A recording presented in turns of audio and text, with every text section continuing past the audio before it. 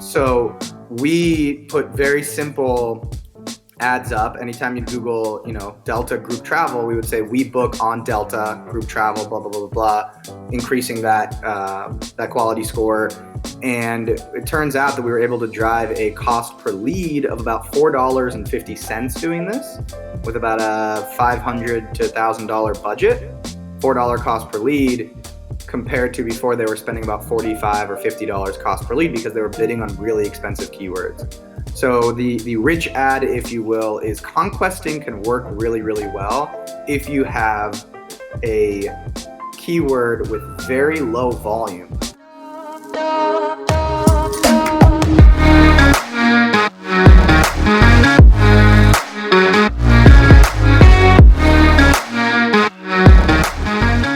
You're listening to the Rich Ad, Poor Ad podcast, where we break down the financial principles that rich advertisers are deploying today to turn advertising into profit and get tons of traffic to their websites without killing their cash. These advertisers, agencies, affiliates, brands are responsible for managing over $1 billion a year in ad spend. You'll hear about what's working for them today, their rich ads, and we'll roast their epic failures and crappy ads on the internet with poor ads. Let's get into it. All right, everybody, we're back in business with another episode of the Rich Ad, Poor Ad podcast. I'm your host today, Mr. Dylan Carpenter, and I am pumped with our guest today. He is local in Austin. We're going to get some tacos next week and margaritas, and I'm ecstatic about it. But we got the CEO of Hell's Creative over here. These guys manage $5 million a year plus, but we have the one and only Max Bidna. What's good, man? What's good? Thanks for having me. Super happy to be here.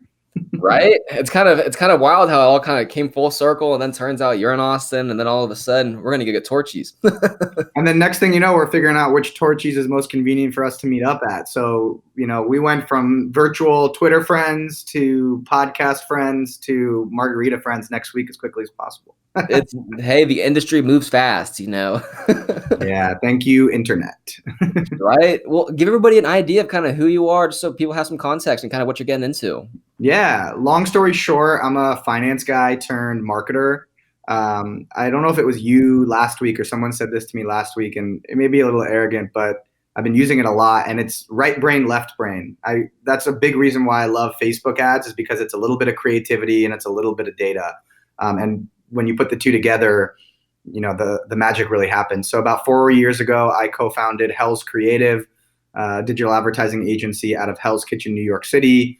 We operated out of New York until the pandemic shut us down. And then because the oldest person in our team is 27 and we're all millennials, we all just kind of moved out of New York for the time being. That's why I'm in Austin and we get to have tacos next week. But in the last 4 years, our agency has managed about 120 clients to date, primarily Facebook and Google ads, spending across the board. And we like to think of ourselves as the best financial advisor for your investment into digital ads. We really want to figure out what the right strategy is that's going to improve your return on ad spend as high as possible. And we've developed our own strategy to do this. We call it growth advertising. We handle creative and strategy in-house, which allows us to test the creative much faster, And as we all know, creative really is the difference with Facebook ads. Yes, you can decide whether you want to invest in a lookalike audience or an interest-based audience, but at the end of the day, if people aren't resonating with your ad, they're not going to purchase. So we have our own unique process, like I said, called growth advertising. It's averaged a 4x return on ad spend across the 120 clients to date. And we're always looking at ways of how we can improve that, increase that, and work with more companies to help them grow their digital ad spend and ROI, most likely, more importantly. Hell yeah. So at the creative, the media buying side of things, is your team in-house, outsourced? How do you kind of frame that? Yeah, we're all in-house. We don't use any contractors. We have 9 full-time people now after 4 years. We have a couple creatives and a couple strategists, and everyone works together on every account for now. We might be breaking off into the pod structure soon as we continue to grow our client base. But yeah, we have a full-time video editor, full-time graphic designer, full-time copywriter on staff, which I'm really proud of. I don't know of another agency under 25 or 30 people that has a full-time copywriter on staff and doesn't charge extra for it. Everything is included in our flat monthly fee, from creative to strategy and reporting and everything else. So everything's in-house, 9 people, and we'll see where 2021 takes us. Heck yeah, man. That's sick. So an in-house copywriter, that's interesting. Do they write the ads or the copy for all the ads and then y'all just kind of mix and match them to where media buyers are strictly media buying and then vice versa? Yep. And, it's interesting. Before we hired the copywriter, we asked the graphic designers to take a stab at copy. And they're different skill sets. Nothing poo-pooing our graphic design team. They're great, and they wrote really, really, really good copy. But at the end of the day, this person actually went to school and has a degree in copywriting. We just lucked out with her background and the way she fell into the job with us. So we're really happy. We're really happy to have her on our team. She wrote a Burger King commercial for her time, or I guess with her time at Ogilvy, which is the ad agency she interned at before working with us. But yeah, media buyers are media buyers and creatives are creatives. And the cool thing is, because they're all in-house under one roof, we train the creative team to go into the Facebook Ads Manager and the Google Ads Manager and identify what's working and what's not working, so they can create the ads and new rounds of ads based on what's working and what's not working. And I think that is a big mishap or misstep where a lot of agencies falter, even a lot of companies that maybe work with one team for the creative and another team for the media buying. If your creatives know how to look and analyze click-through rate, cost per purchase, everything else, and frequency score even too, they can see what's working, what's not working, top of the funnel, bottom of the funnel, and they can be much better educated to create the next round of ads that's hopefully going to be iterating faster and getting them to that 4x return on ad spend as quickly as possible. Oh yeah, and I feel like it involves each person doing their specific task to be more proactive versus reactive there. So I mean, I like that concept a lot there. I think it's pretty solid there. Thank you. Yeah, it's different. That's for sure. We speak with a lot of companies all the time, and they say, "Well, do we need to get rid of our branding agency, or do we need to get rid of our creative team?" And to some extent, yes, but also to some extent, no. Well, let's get to the nitty-gritty stuff, man. So, for the podcast, we love to talk about what's working, what's not working, and some good financial tips. So, what can you bring to the table on this Rich Ad segment here? Yeah, so I've listened to a few of the podcasts before, and I actually wrote them down. So forgive me if I'm looking down. I wanted to make sure that I have some good answers for the rich ad and the poor ad and the scaling as well. I'm taking notes, man. Let's go. So two things I think to mention on the rich ad, if that's allowed. Number one, I really do want to mention this amazing Google Ads campaign we had for one of our very, very, very first clients. It ended up leading to us winning Best Search Campaign at the 2020 Drum Ad Awards because we updated it at the beginning of 2020.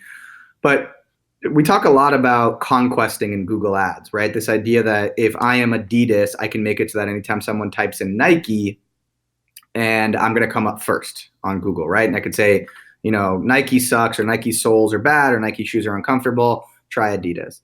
Well, we had a group travel agency as a client, and their job is to book groups of 20, 30, 40, 50 people on an airline or on an airplane going wherever they're going, right? So if you're using kayak.com, you can't just book 30 people on a plane. They have unique relationships with the airlines and the group departments at the airlines, as I understand it. They were struggling to get leads for a very, very, very long time, and they didn't have a big budget. So they were wasting their budget on $4, $5, $6 cost per click terms. Granted, this is before the pandemic. $4, $5, $6 cost per click terms like best group travel agency or group travel agency or group travel fairs. But what we realized was there were about 100 to 200 people every single month Googling the specific airlines and then group travel. So Delta group travel, American Airlines group travel, Spirit Airlines group travel, but no one was bidding on these terms.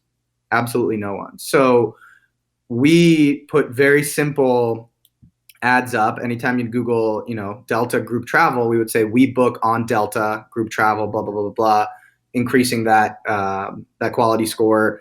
And it turns out that we were able to drive a cost per lead of about $4.50 doing this with about a $500 to $1,000 budget, $4 cost per lead, compared to before they were spending about $45 or $50 cost per lead because they were bidding on really expensive keywords. So the rich ad, if you will, is conquesting can work really, really well if you have a keyword with very low volume. Again, if you're Adidas and you bid on Nike, that could work for you, but it's still, going to be fairly expensive and there's still going to be a bunch of people bidding. Find the competitors that are maybe small, that maybe only have 100 people a month Googling them, but there's no one there. So your cost per clicks are going to be like 50 cents or $1, and you're not competing with anyone else. So your copy can be basic, like we book on Delta. They land on our site. Of course, you got to optimize the site.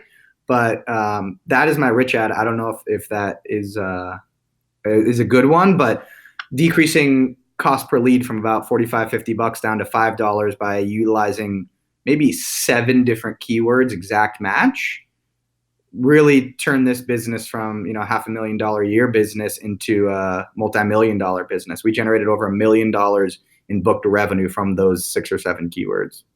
That is totally a rich ad, man. Hell yeah. That's quite a change, man. You got that CPL down substantially. Yeah, 90%, I guess. And again, we've worked with 120 companies. I think that's the best example of all of the 120 that we've worked with. And that's part of the rich ad and the poor ad side of things. But yeah, that number, every time people are like, what's the biggest success story? I think too many agencies, too many companies try to go for the basic keywords. They try to go for what Google suggests, or they try to go for what their competitors are bidding on. So I always tell people, go for the low volume, hyper relevant keywords, right? If it's 100, 200 people a month Googling, that's fine, especially in B2B or when it's a high ticket item. You don't need a lot, right? You don't need a lot. Like one of our clients is a sleep aid, like it's a thing you can buy for 30 or 40 bucks and helps you sleep better, right? All their competitors are bidding on best sleep aid, sleep tool, blah, blah, blah, blah, blah. Find the low volume, hyper relevant, right? Find the hyper relevant one. And in this case, for the group travel agency, Delta Group Travel is perfect. And for the sleep aid one, it's just long form. So best sleep aid for new moms, right? A lot less people bidding on that. You can use the exact match to lower your cost per click significantly. And those are the things you have to do when your client only has $500 to $1,000 a month in spend to start. And then once we started increasing spend, they said, we need to hire more salespeople. Like, let's just cut it off. we're good. Man, that's killer. Snap. Yeah, and I mean, especially when it comes to that kind of budget, that's a game changer for them. What tools do you use? Is it just normal native tools, or is there any kind of third-party tools you use to essentially kind of find some of these really hyper-relevant terms? Yeah, there's Google Ads Manager, native. We're the biggest proponent of native, Facebook and Google. We also use SEMrush, right? The kind of go-to in the industry. One that I think a lot of people don't understand how to use, or at least I didn't understand how to use for the first few times I used it. I believe it's called, I have a bookmark. I believe it's called We the People. Maybe it's not We the People. I can get you the name of it. Here we go. I have it bookmarked. And why isn't it coming up for me? It's essentially a tool where you type in like life insurance, and it'll give you all of the phrases that people ask and want to know about life insurance. Why I use one called Keywords Everywhere, if anything, but it's like it's a buy per each keyword. You buy them in bulk and stuff. It's interesting, but I think our Google guy likes it. Like, I don't know.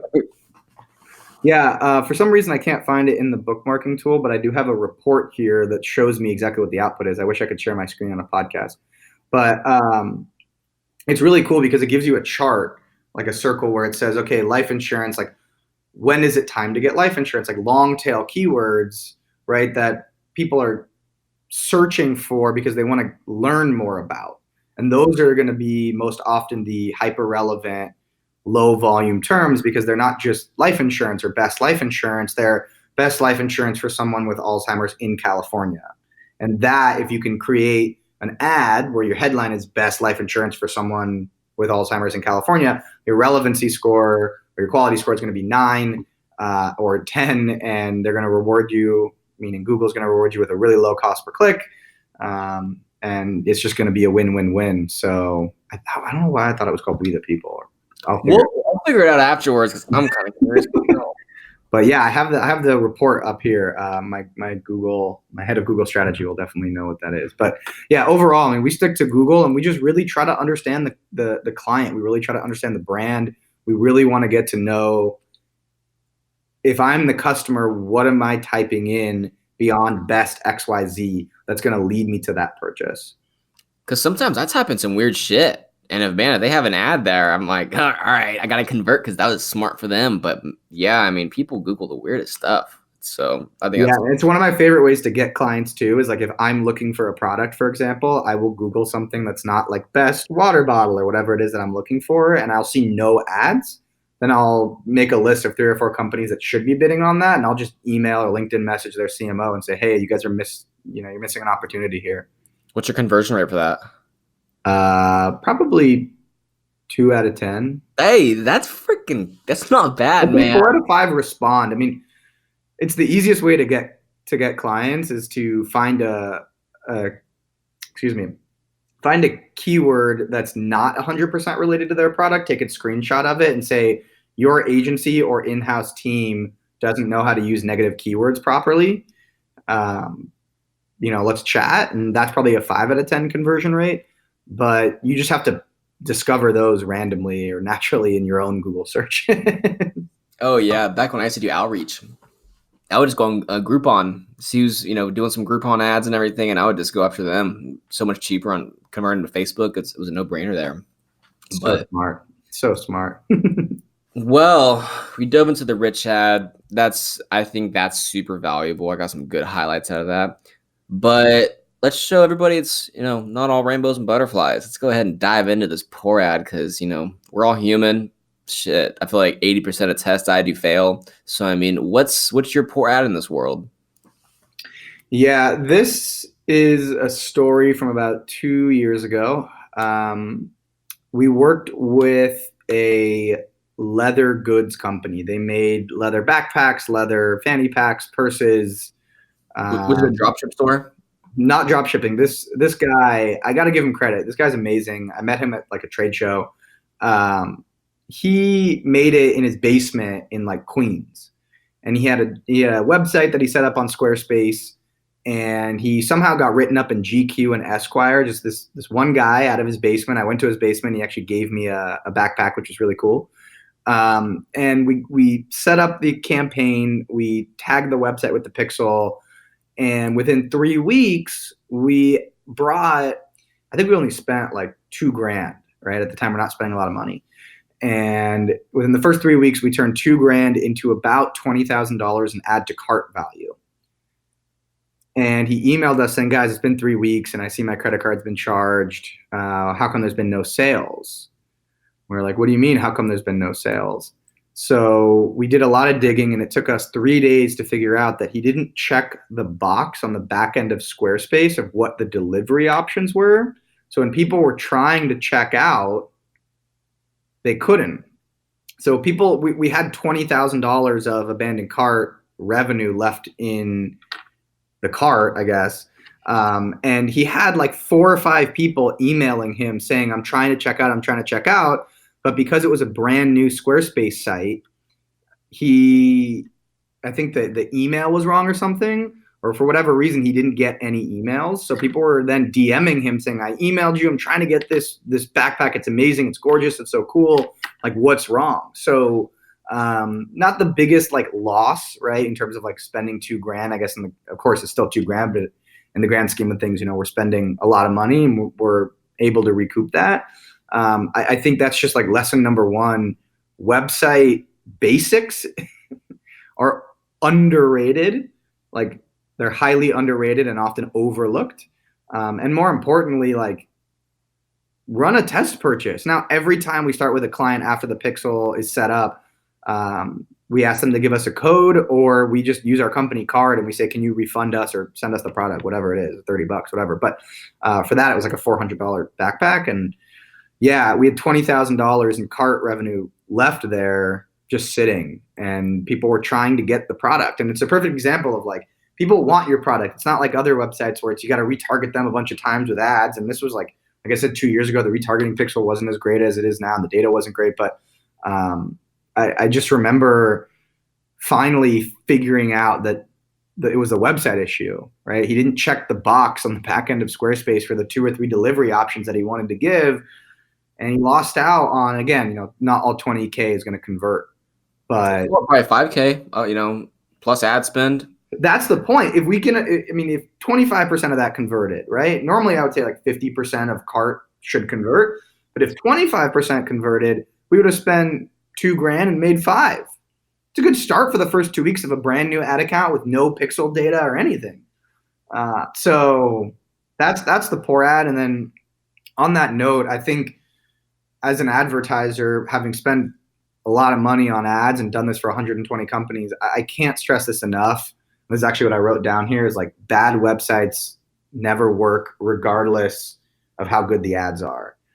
I think a lot of people, they want to hire an agency and they feel like, okay, we got the website, and then they put the website on the shelf and now it's time to, to run the ads. And I like to remind people that websites are living, breathing things. I tell all of my clients to schedule 15 minutes calendar blocked every week to review your Google Analytics or review your Crazy Egg or Hotjar or whatever the heat mapping tool is, the recording tool is. Spend 15 minutes every week looking at the data. You will be surprised how far people scroll down, what things people try to click on that are not clickable. And this is another maybe example of poor ad, if I'm allowed to give two. And I don't know if this is really an advertising thing necessarily, but one of our clients was a workspace, like a co-working space. And we installed a heat mapping tool on the website to see where people are clicking and where their cursor is scrolling.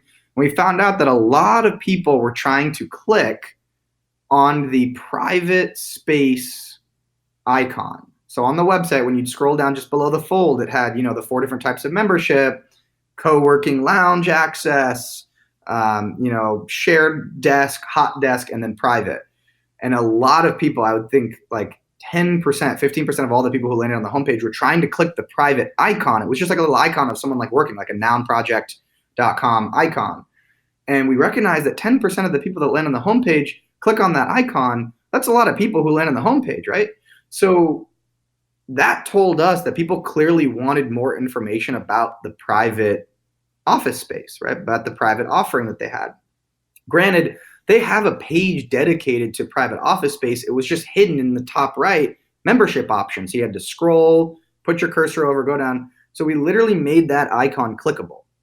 We made it go to the same site, and we just put a form fill at the bottom of that site, or at the bottom of that page, at the bottom of that page.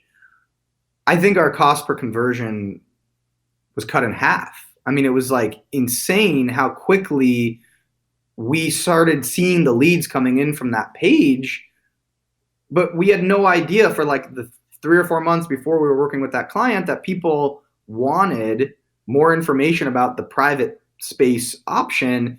It was hidden in the membership option at the top menu bar. And so literally just by installing Hotjar and seeing that 10, 15% of the people who land on the homepage were clicking on that one icon, we're then able to meet the customer where they want to be met, right? It's like an old retail store. Not old, I guess there still exists, but it's like a retail store. Do you as a salesperson or as a customer service person on the floor walk to the front and say, hey, any questions, let me know. Are you looking for something in particular today? Or do you wait for them to come to the back to find what is going to be the best-selling thing?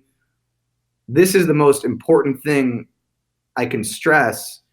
Understand how people engage with your website. Make sure that your funnels are tight. It's every poor ad I've ever had. Every example of a poor ad, it always comes back to the website for me and for our agency. It's always website struggles.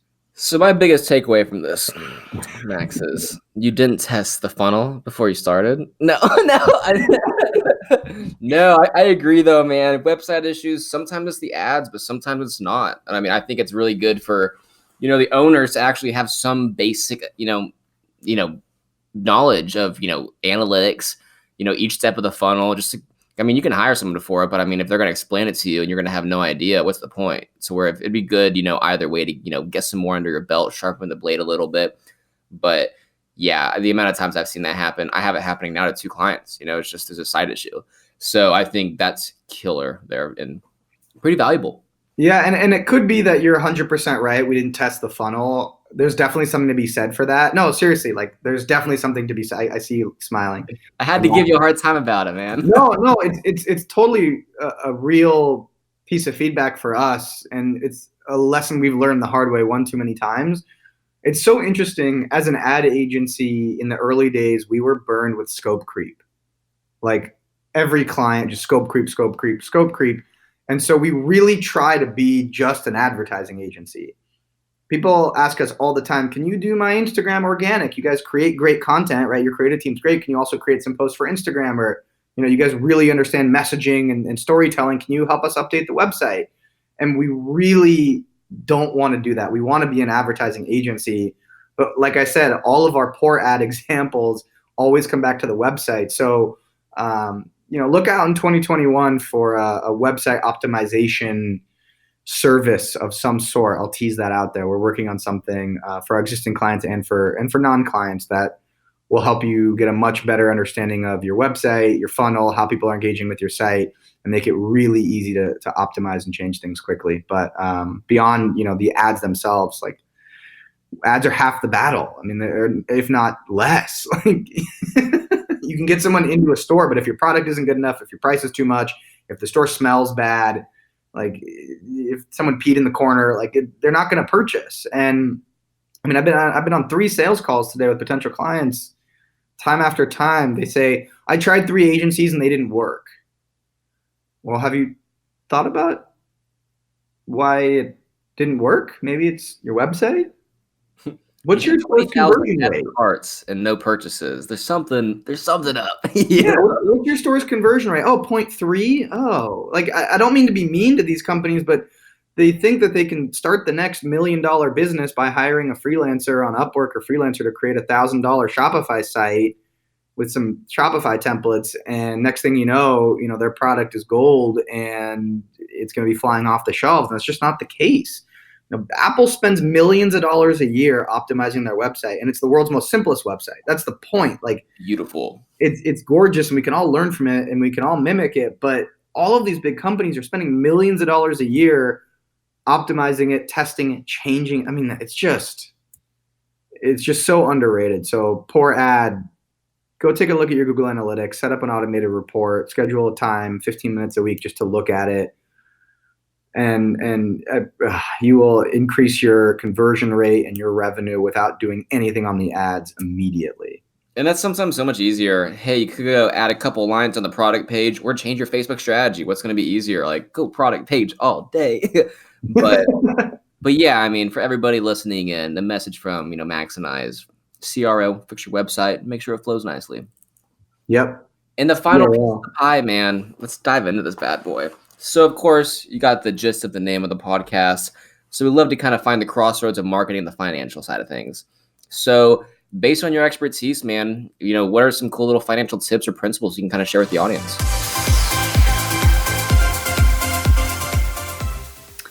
Yeah, I was struggling with this one a lot because what works for one company doesn't always work for another. And you hear this a lot with Facebook ads. Some people say, don't increase the budget more than 20% every day or 20 cents per day as you scale it.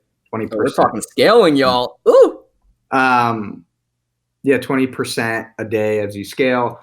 I don't really have a real financial recommendation or financial rule that we live by. But as it comes to scaling and a principle that I'd recommend people try out, I think dynamic creative inside of Facebook is underrated. What kind of budget was this for somebody who's spending $100 a day, $10 a day, $500 a day? Doesn't matter. It does not matter. I think the most important thing I hear, like, I'm going to kind of vent for a second, Dylan. Yeah. I hear really sophisticated Facebook ad gurus talk about letting the algorithm do the work, right? The algorithm is so smart. Facebook knows everything. Run a 1% lookalike audience. You're good to go. You're good to go. But then they say dynamic creative limits each picture or video or tagline's impressions. And I think that's a little bit backwards. Like, not to call anyone out, no names, but like if you're going to trust the algorithm from a targeting perspective, why don't you trust the algorithm from a creative perspective? So what we like to do as a scaling principle is we will come up with 3 or 4 messaging themes.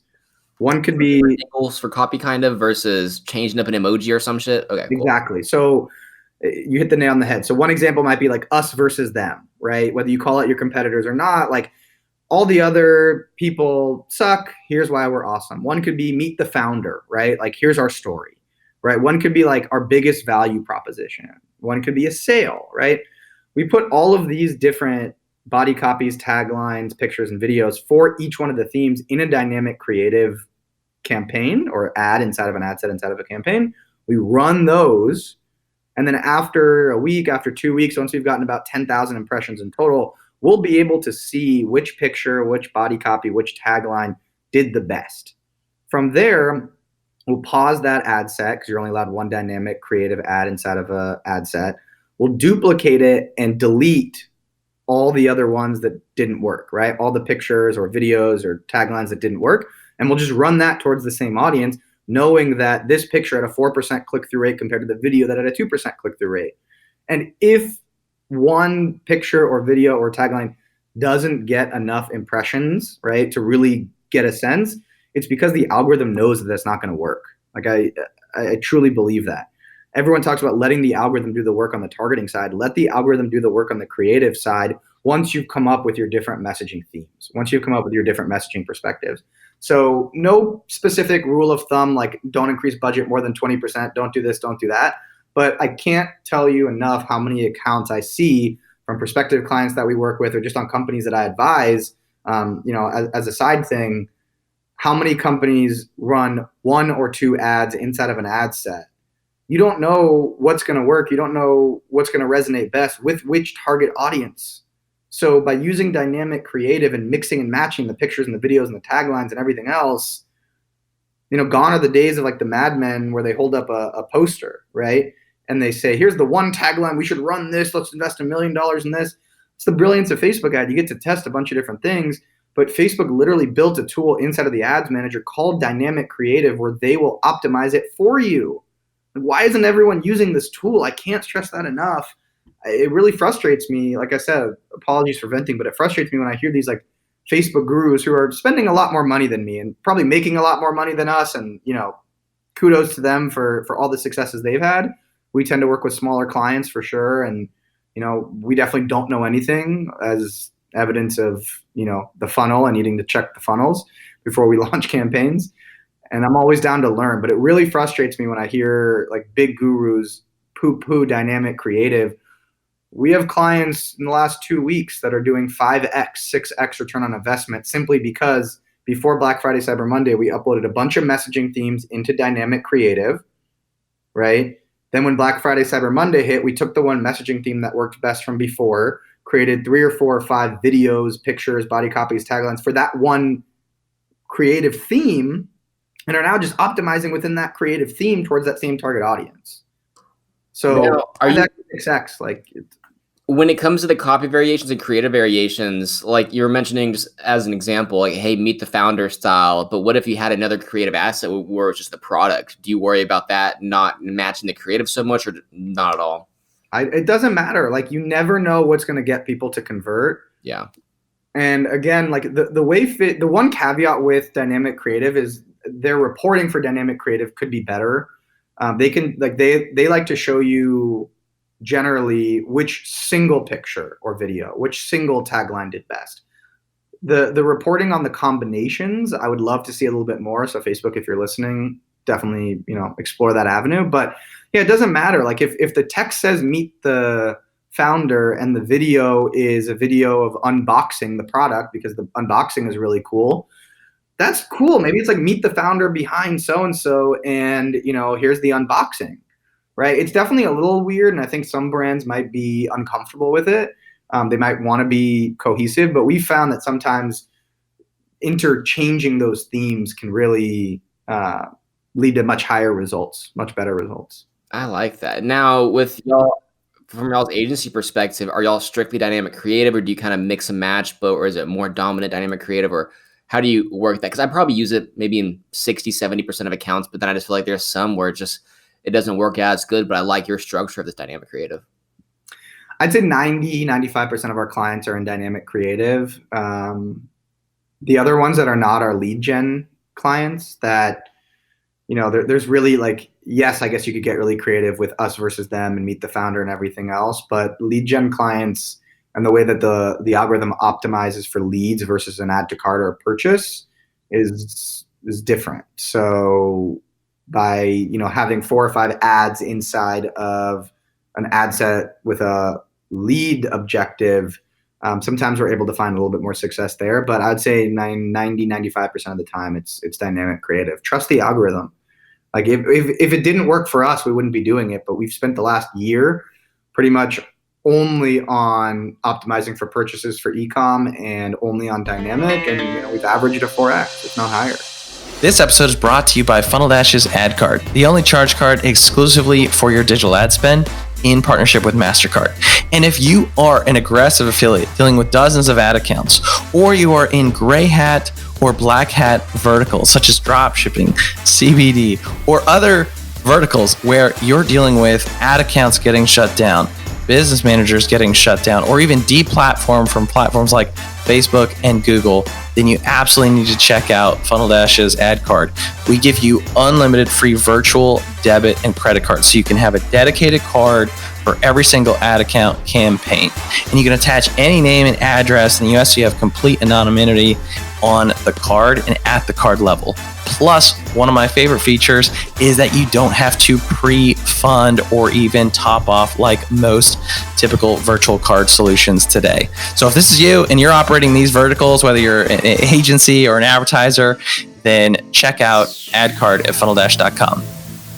Man, I love that. Yeah, dynamic creative is super underrated, and it's fun. It's solid there. So I think that's freaking huge.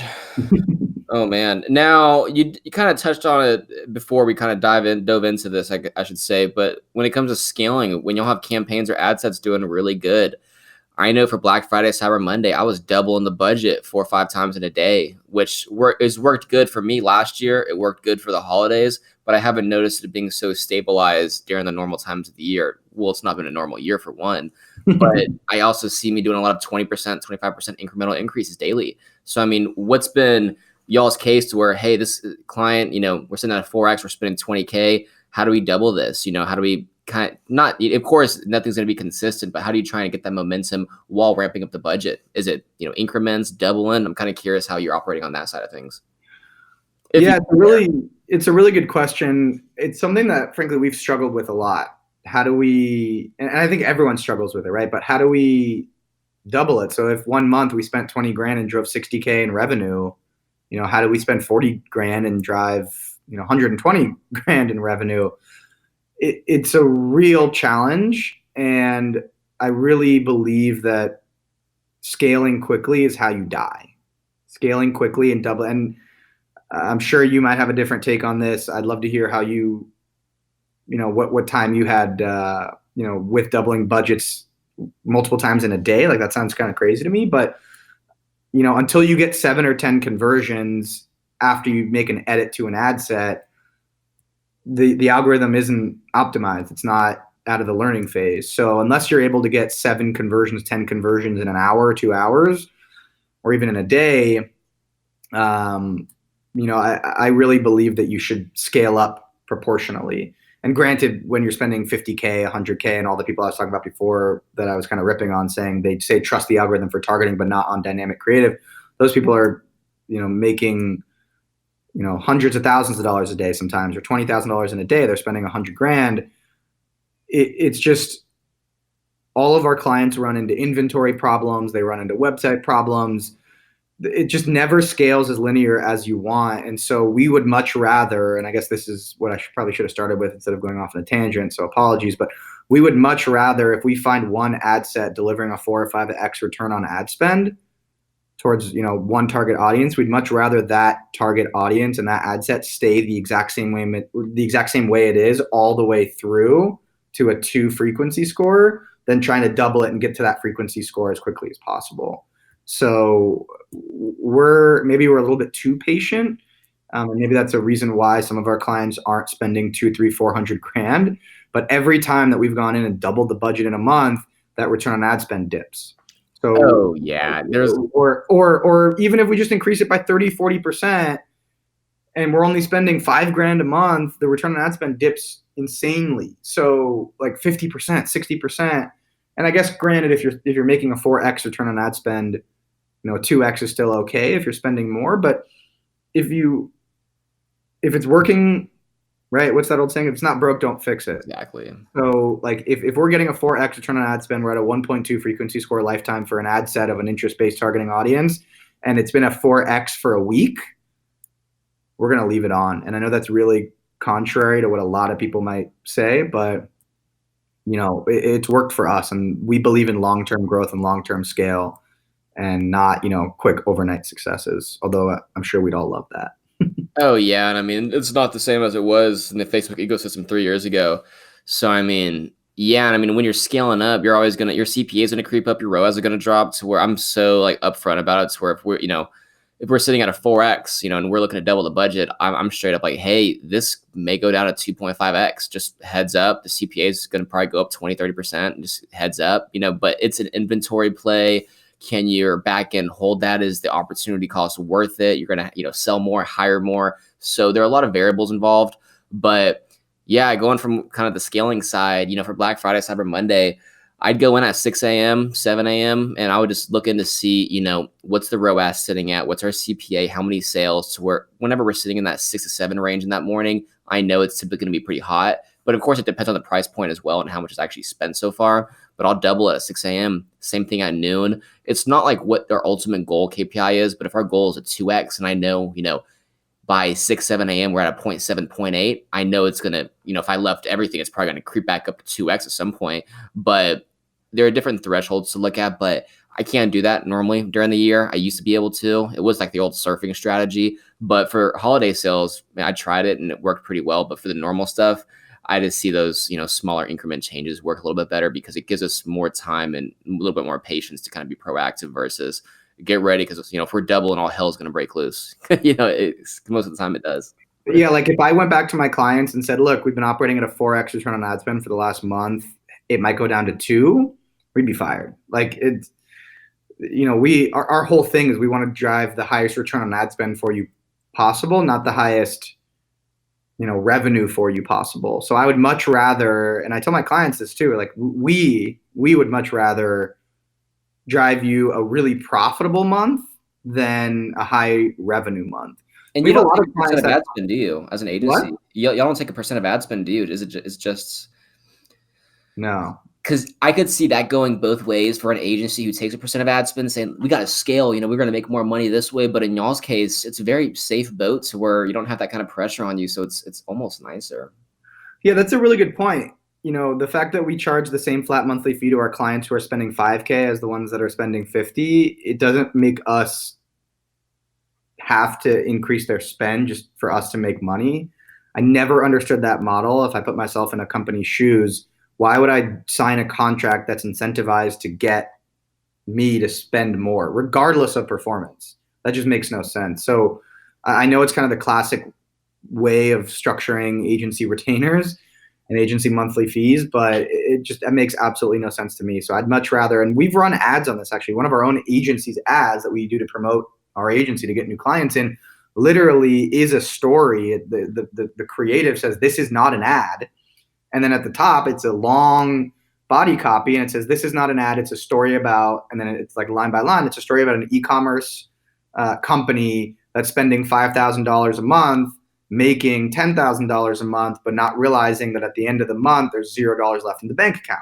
Why is this? Because your agency didn't ask what your profit margin is. Your agency didn't ask what your average order value is. Your agency didn't set the target cost to acquire a customer that's most profitable for you. So yes, we want to grow revenue. Yes, we want to hire more people. Yes, we want to raise money and hit all of our metrics.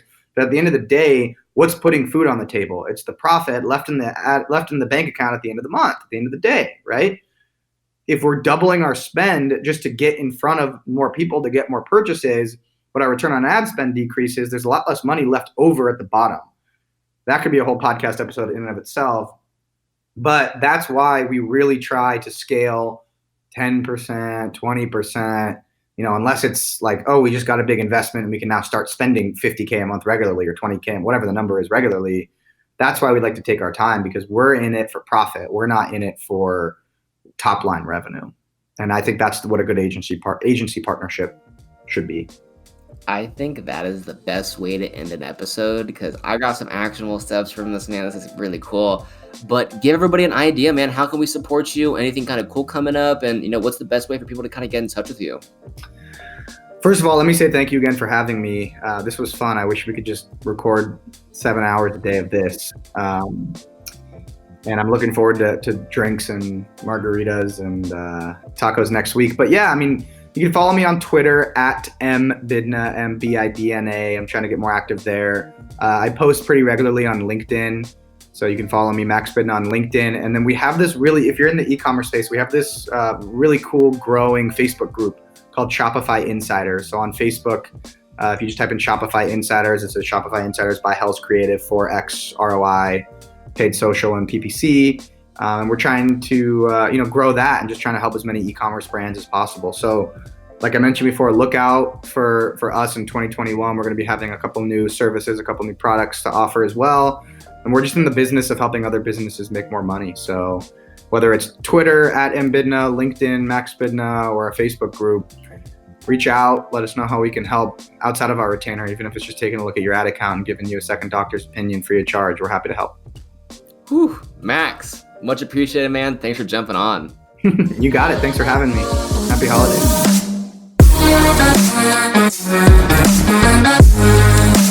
Thanks so much for listening to another episode of the Rich Ad Poor Ad podcast. If you're like me and listen to podcasts on the go ahead and subscribe on Apple Podcasts, Spotify, YouTube, and richadpoorad.com/podcast. And if you absolutely love the show, go ahead and leave a review and a comment, share with a friend.